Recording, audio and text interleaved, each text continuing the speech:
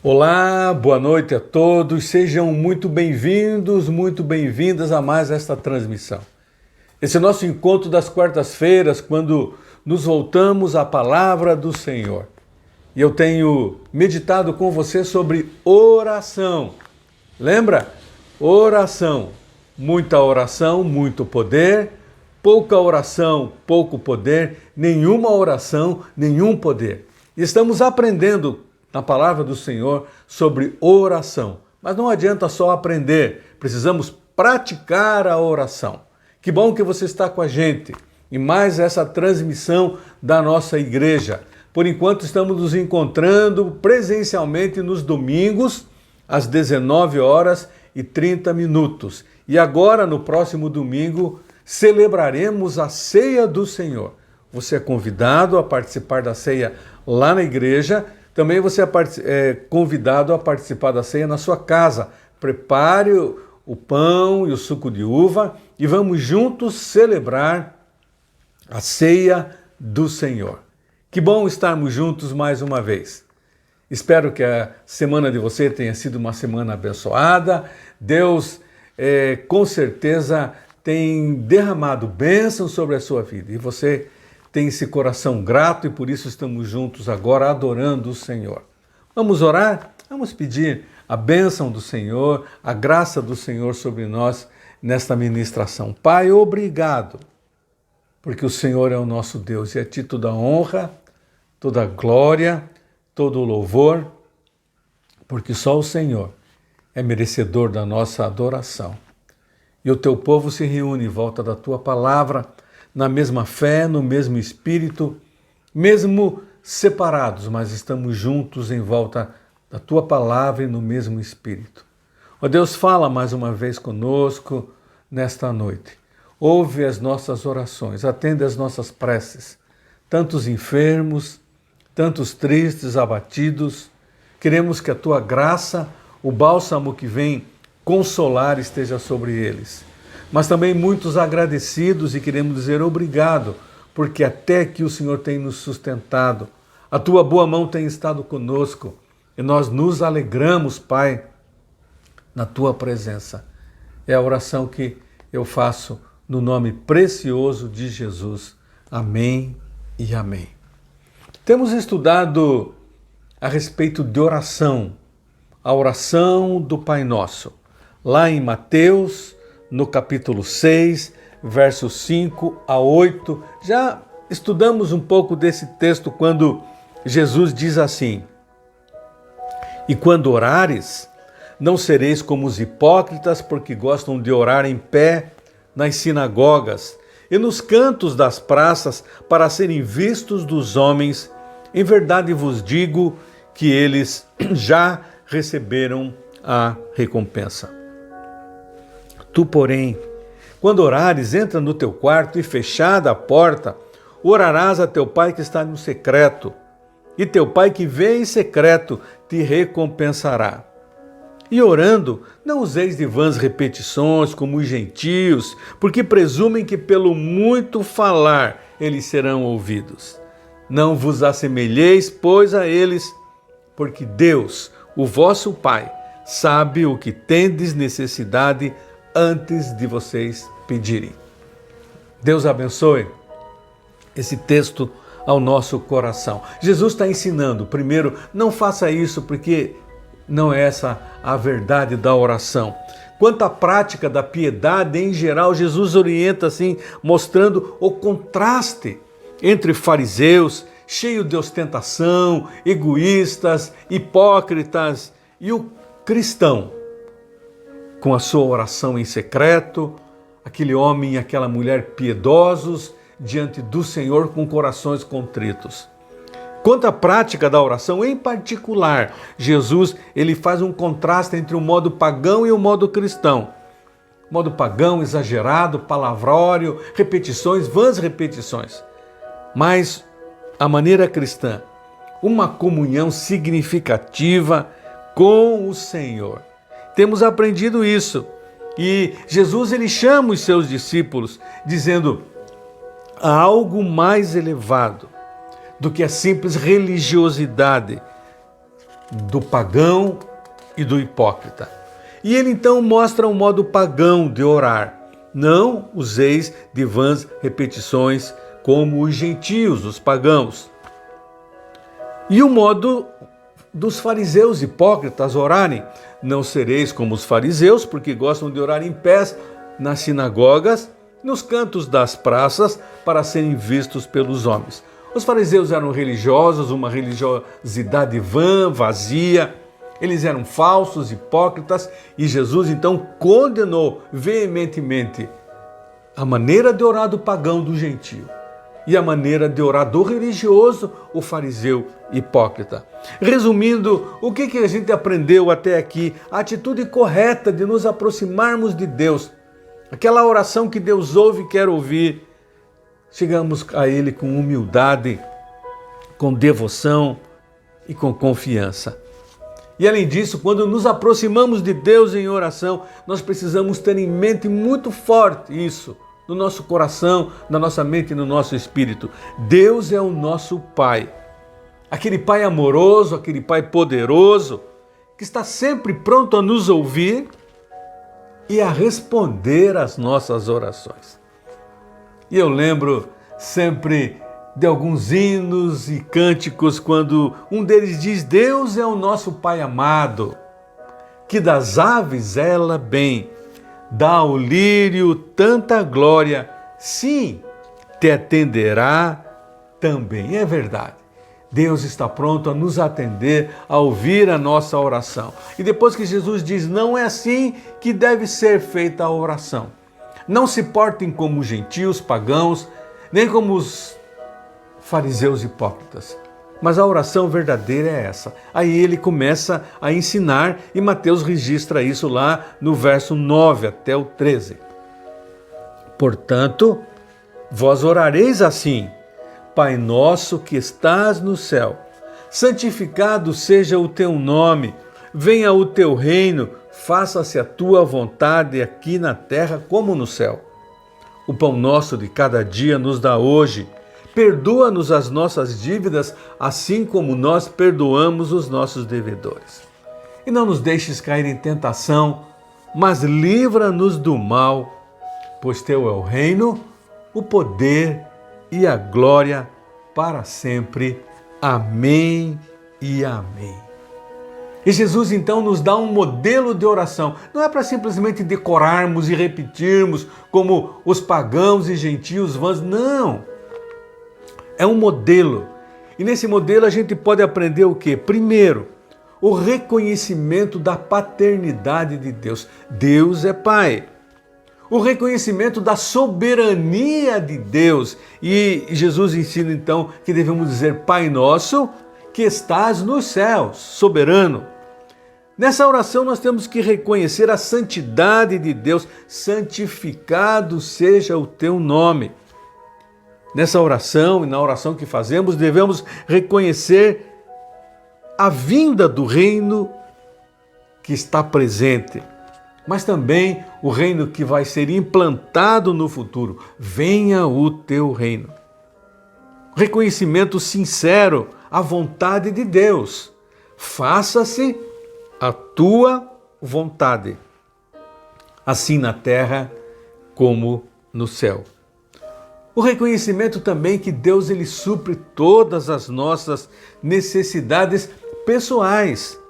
O pão nosso de cada dia dá-nos hoje. Mas nesta oração, esse modelo, ele diz que nós devemos ter uma disposição para perdoar, para poder receber o perdão. Perdoa-nos as nossas dívidas, assim como nós perdoamos os nossos devedores. E também a proteção contra a tentação e as ações malignas. E não nos deixes cair em tentação, mas livra-nos do mal. E ele termina dizendo: vocês precisam aprender a ter um desprendimento para adorar a Deus em sua glória. E ele termina dizendo: pois teu é o reino, o poder e a glória para sempre. Amém e amém. Amém quer dizer assim seja, é verdade. Eu queria iniciar então o verso número 9. Pai nosso que estás nos céus, santificado seja o teu nome. É importante, é necessário que eu e você entendamos por que Jesus inicia a oração dizendo Pai nosso. Primeiro, porque Deus, Ele é o nosso Pai. E nós vamos aprender como nos tornamos filhos de Deus. E nós não somos filhos únicos, é nosso Pai. Então isso é muito importante. Então quando você olha Pai Nosso, eu começo a olhar na Bíblia e vou entender que esta palavra Pai, dentre todos os nomes, é o nome favorito que Jesus usou para Deus. Tantas vezes Jesus usou isso. Quando ele esteve aqui na terra, Jesus chamou Deus de Pai mais de 200 vezes. Algo impressionante. Nas suas primeiras palavras registradas, Jesus diz assim: não sabias que me cumpria estar na casa do meu Pai? Isso no primeiro, aquele menino. Depois, na última e triunfante oração, ele exclamou: Pai, nas tuas mãos eu entrego o meu espírito. Então Jesus, ele nos ensinou fazendo e chamando Deus de Pai. Ele no Evangelho de João, mais de 150 vezes, Jesus chama Deus de Pai. E para nós hoje é um tanto difícil entendermos como foi revolucionário para Jesus nos dias em que ele viveu aqui, chamar Jesus de Pai. Ter chamado Jesus de Abba, que quer dizer Pai. O que hoje é uma prática habitual para nós, nos dias de Jesus, era algo incomum. Por isso eu preciso aprender e eu queria compartilhar com você essa porção da palavra do Senhor, para que quando você for orar, estiver orando, tenha essa certeza. Você está falando com Deus, o nosso Pai. Joaquim Jeremias, ele é um erudito do Novo Testamento, ele descreve a respeito desse termo. E ele diz assim: com a ajuda de meus assistentes, examinei a literatura devocional do antigo judaísmo. O resultado desses exames foi que, em lugar dessa vasta literatura, foi achada a invocação de Deus como Abba, que quer dizer Pai. E eu preciso entender isso. Queria convidar você a prestar atenção, porque Abba era uma palavra comum para o judeu, uma palavra familiar e corriqueira. Nenhum judeu teria ousadia para chamar Deus dessa maneira, Abba. Mas nessa oração modelo, Jesus ele ensina os seus discípulos a orarem: Pai nosso que estás no céu. Então esse significado Abba é importante. Pai é importante. Romanos, Paulo escreve lá no capítulo 8, verso 15, porque não recebestes o espírito de escravidão, para outra vez estardes em temor, mas recebestes o espírito de adoção de filhos, pelo qual clamamos Abba, Pai. Muitas pessoas pensam que a palavra Pai significa meu ou querido, então quando fala ali Abba, Pai, é meu querido Pai, meu Pai. Na verdade, não. A palavra Abba é uma palavra em aramaico, coloquial, para simplesmente dizer Pai. Expressa um sentido íntimo de relacionamento entre o filho e o pai, entre o pai e o filho, onde a ternura, a confiança, o amor são combinados em uma única expressão. Talvez no nosso português seria paizinho ou papai. Logo, Abba Pai é uma dupla expressão. Abba Pai significa literalmente Pai, Pai. É uma força de expressão usada aqui na Bíblia. Portanto, a palavra Pai, que é de raiz grega, lá, pater, ela colocada após o Abba, simplesmente ela é uma tradução do termo aramaico Abba. Jesus levou os seus discípulos a buscarem este caminho de relacionamento com Deus como Pai, de maneira pessoal, maneira íntima e maneira amorosa. O que a Bíblia fala a respeito de Deus Pai?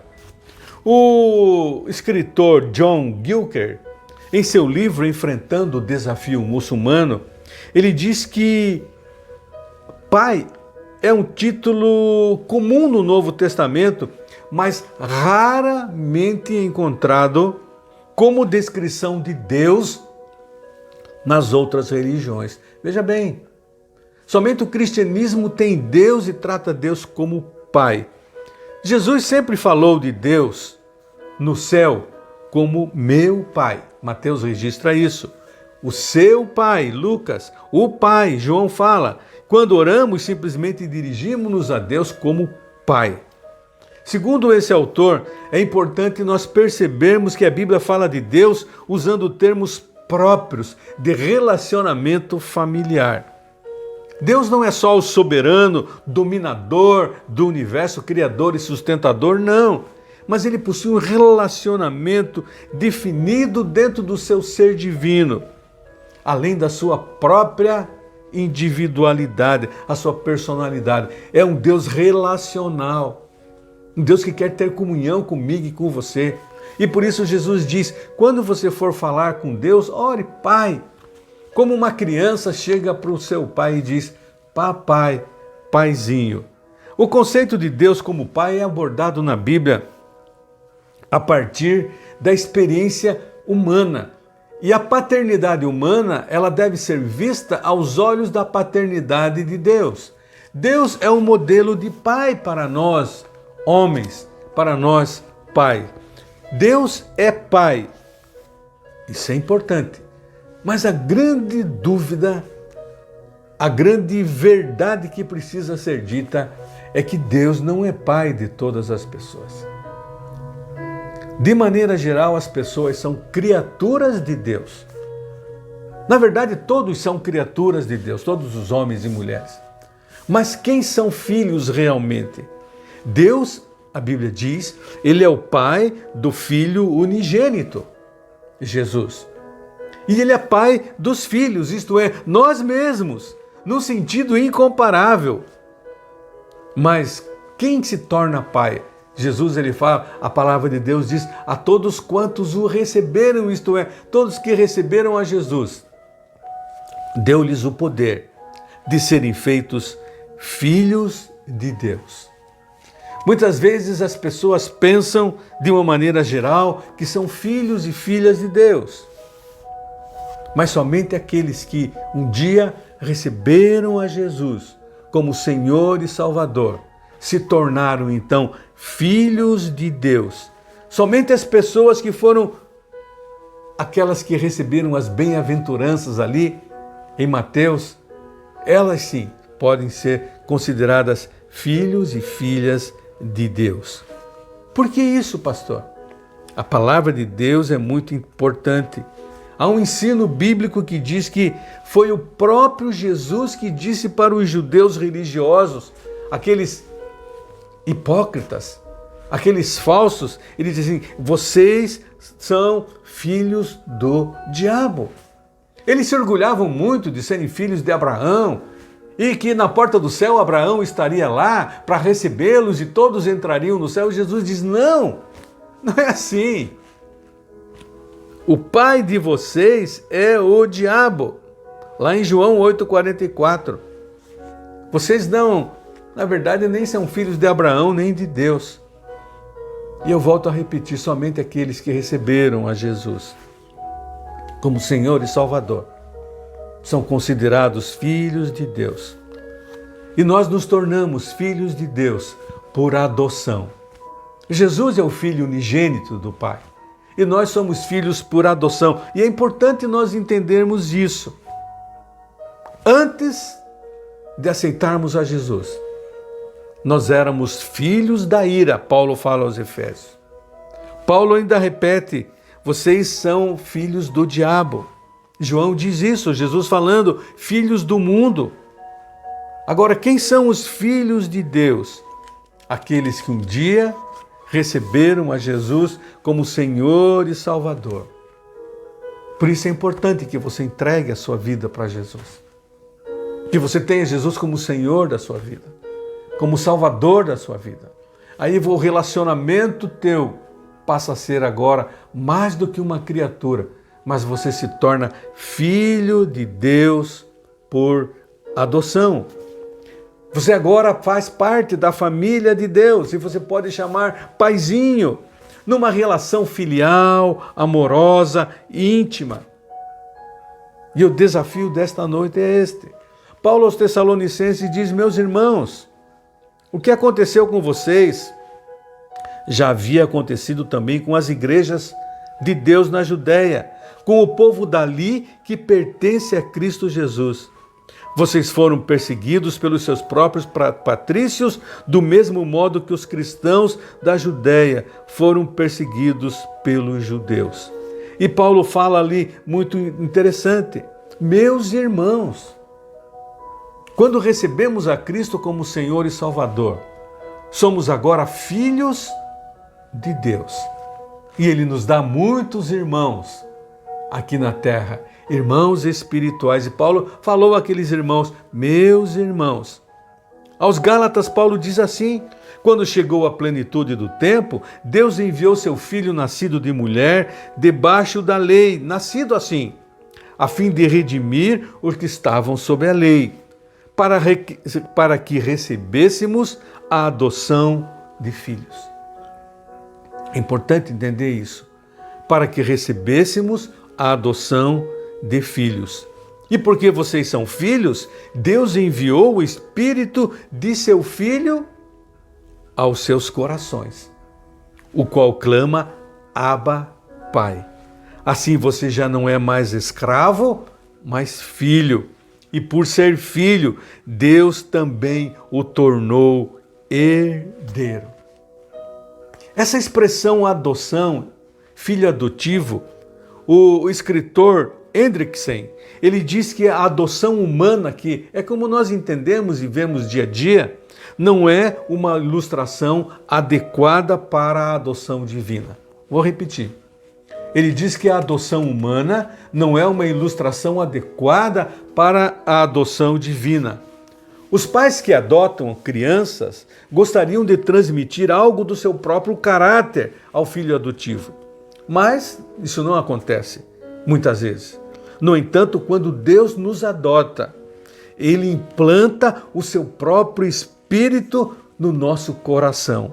Romanos diz que Ele implanta o próprio Espírito no coração do filho adotivo.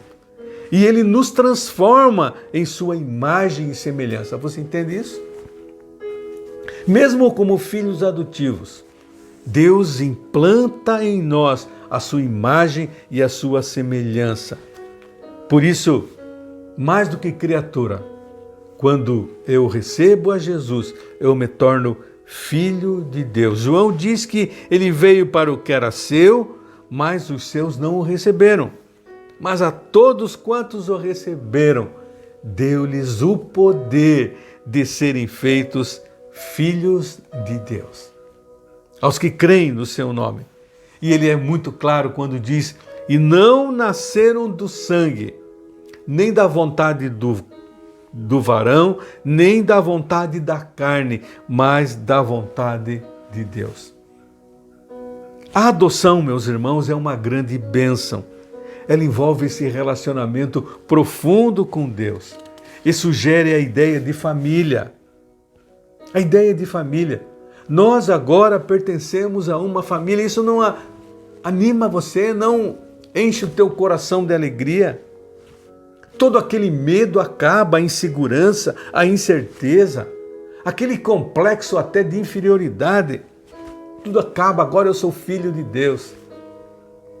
E eu gosto daquilo que Charles Wesley, que viveu na metade do século XVIII na Inglaterra, ele, espantado com a adoção, ele disse assim: eu, um escravo redimido da morte e do pecado, um tição arrancado do fogo, filho da ira e do inferno, ser chamado de filho de Deus. Agora eu e você somos filhos de Deus. Temos um novo status. Antes pecadores, mas redimidos. Pecadores salvos, regenerados, santificados. Outrora miseráveis e abandonados. Agora pertencemos a uma família. E a passagem bíblica, eu acho uma das mais ousadas a respeito da adoção como filhos adotivos, está em Romanos 8, 14 até 17.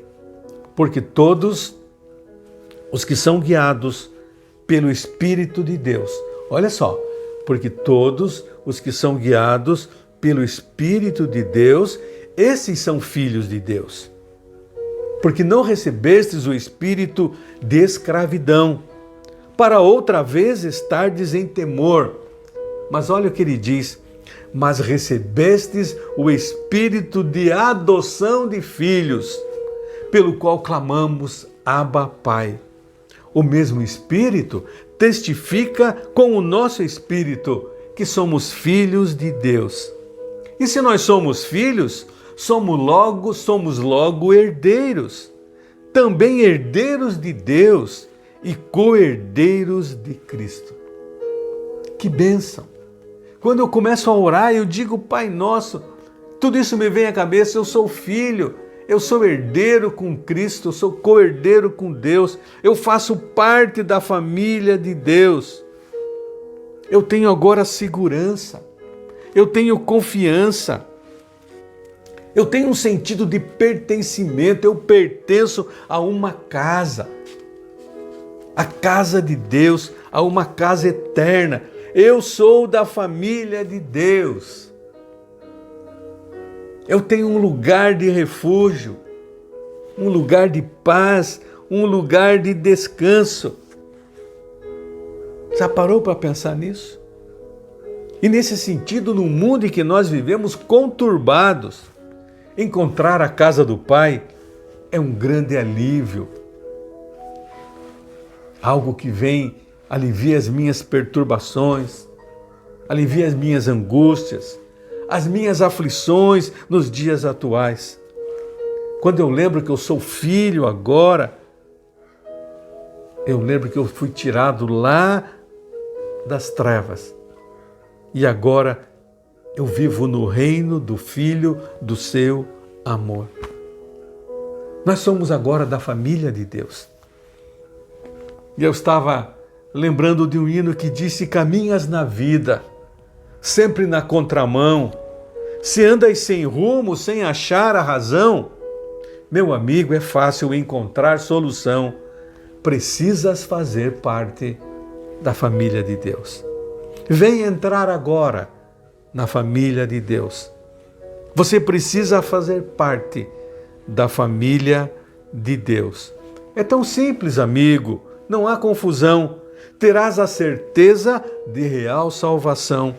Se aceitares a Cristo hoje em seu coração, serás então um membro da família de Deus. Quem sabe você que está participando desse momento ainda não entregou a sua vida totalmente ao Senhor, em confiança a Ele, colocando Jesus como Salvador e Senhor da sua vida. O desafio hoje é: entregue a sua vida a Jesus e seja um filho de Deus e pertença à família de Deus. Eu pertenço ao meu Rei, filho sou do Senhor, nas eternas mansões morarei. Já das glórias ouvi, lá da pátria do amor, com seus filhos as desfrutarei. Nós somos herdeiros desta promessa. Nós temos um lar eterno, a casa do Pai, onde estaremos para sempre eternamente com Ele. E o próprio Espírito de Deus testifica com o nosso espírito que nós somos filhos de Deus. Nós somos adotados pelo Pai. Fazemos parte agora da família de Deus, desfrutamos dos privilégios, somos herdeiros de Deus. Que coisa linda! E eu preciso entender isso, Por meio dessa adoção divina, eu deixei de ser escravo e agora eu sou filho. Antes eu era um escravo sem direito a nada, agora eu me torno filho com todos os direitos e privilégios da casa do Pai. Ah, meu irmão, minha irmã, guarda isso no seu coração. Nós temos uma herança incorruptível, diz Pedro. Nós temos uma herança incontaminável. Nós temos uma herança imarcessível que está reservada nos céus para nós, seus filhos. Porque nós somos herdeiros de Deus e co-herdeiros com Cristo. Herança incorruptível, que não pode murchar, guardada nos céus para mim e para você.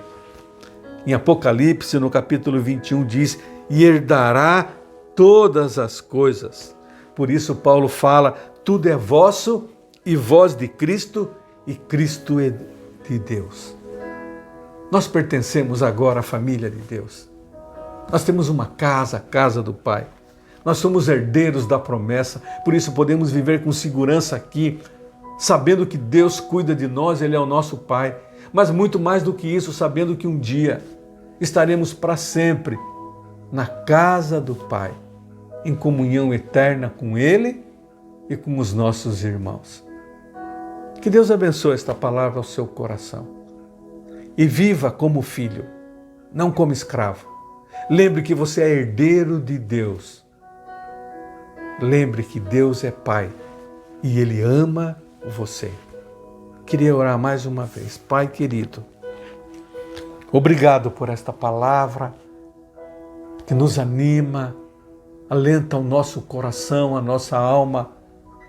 Obrigado porque um dia o Senhor mandou Jesus Cristo, seu Filho unigênito, para vir buscar a mim e a tantos irmãos, para fazer de nós uma grande família, a família do Senhor.